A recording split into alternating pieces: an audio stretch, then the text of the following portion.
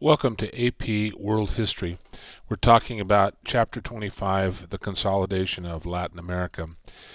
This chapter, in one word, would be revolution.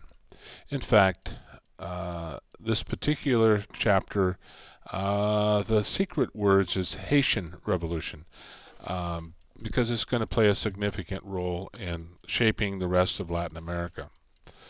Um, the roots of political change. Certainly, Spain and Portugal were the two major European powers that colonized Central and South America. Brazil being under the control of the Portuguese, and most of Central America and South America under the Spanish rule.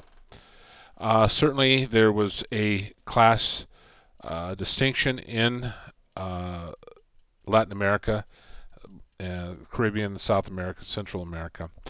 Uh, and the poor, for the most part, were treated badly. There's going to be several important revolutions that we'll need to take a look at.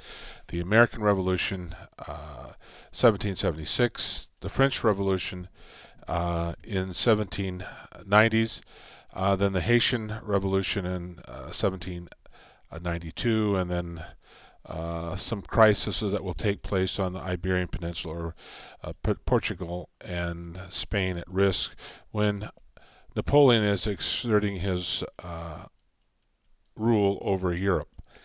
Um, in terms of society in Latin America, the peninsula, as we've talked about before, these were people born in Spain. The Creoles were the ones born to Spanish uh, peninsulares here in the New World. Mestizos, mulattoes, slaves, Native Americans rounded out the bottom. And these folks at the bottom are going to demand more than they're getting under the Spanish and the Portuguese. This shows the division of the Spanish colonial society in terms of the makeup.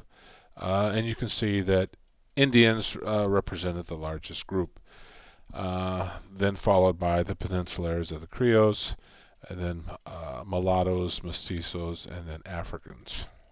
And you have to remember that the Spanish did not have as many slaves as Portuguese and some other European nations, particularly France controlling Haiti, the Dominican Republic. Now, the Haitian Revolution takes place. Uh, uh, Santo Domingo, the Hispaniola, which is later going to be divided into Haiti and Santo Domingo, is probably the most valuable island in the Caribbean. 40% of the sugar is grown there, and about 60% of the coffee. Huge numbers of slaves are imported annually to keep the economy afloat. Because of the harsh conditions and the huge death rate, there wasn't a population uh, of slaves being raised naturally. Uh, the slaves on the island will hear that the king has granted them freedom mistakenly, and they will rise up to try to take over the island.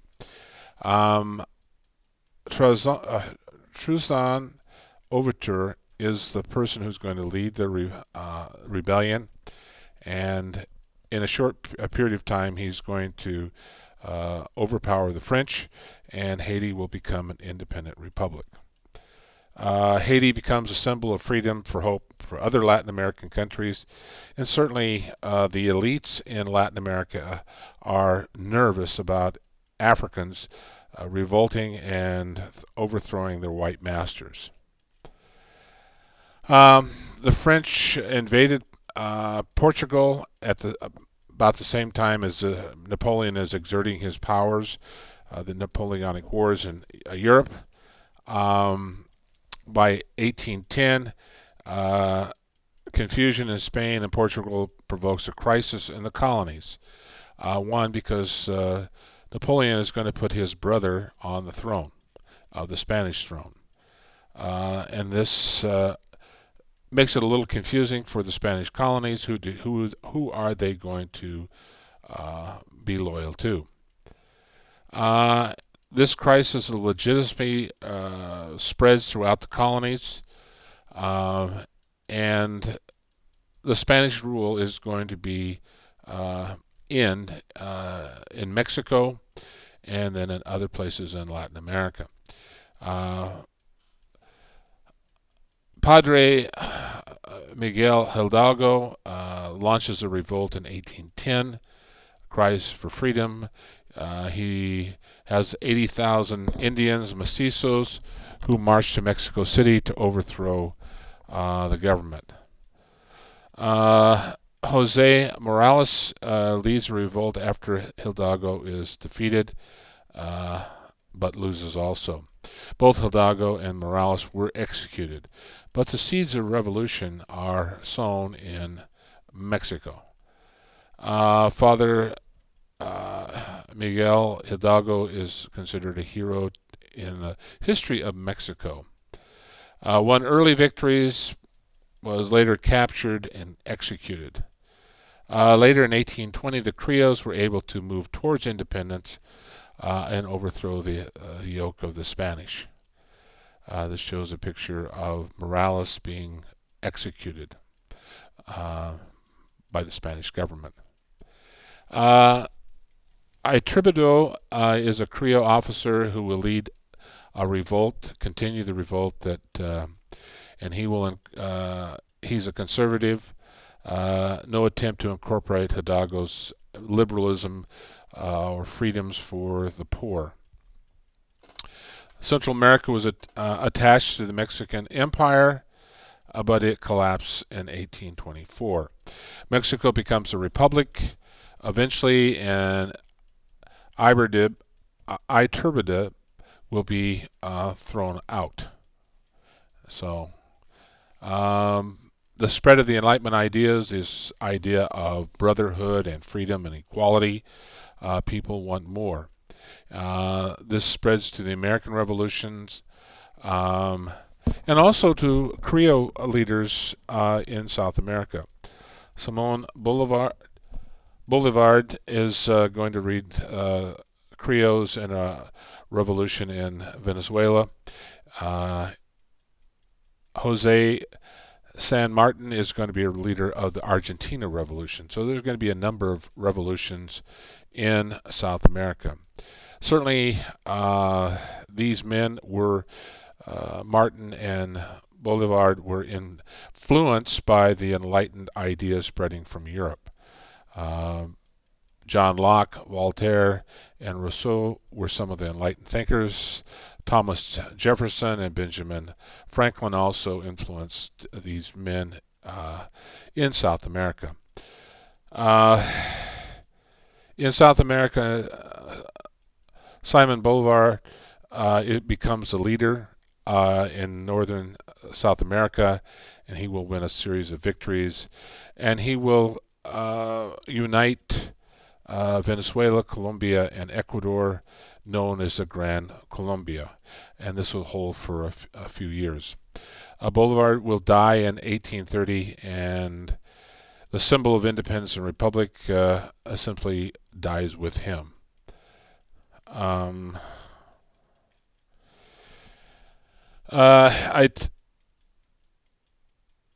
Iturbide is credited with designing the first Mexican flag, something you might not know. The triple colors looks similar to what the flag looks today in Mexico.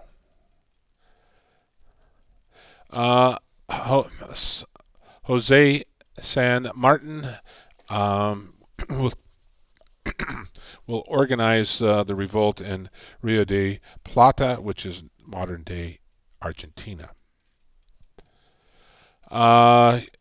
He will come up with the United Provinces of Rio de Plata, and he was a crusader for independence for Argentina, Chile, and Peru.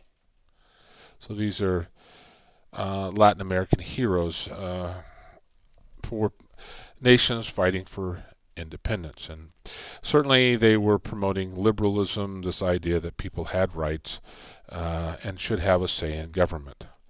Unfortunately, for most of these nations that fight for independence and become republics, they revert to dictatorships.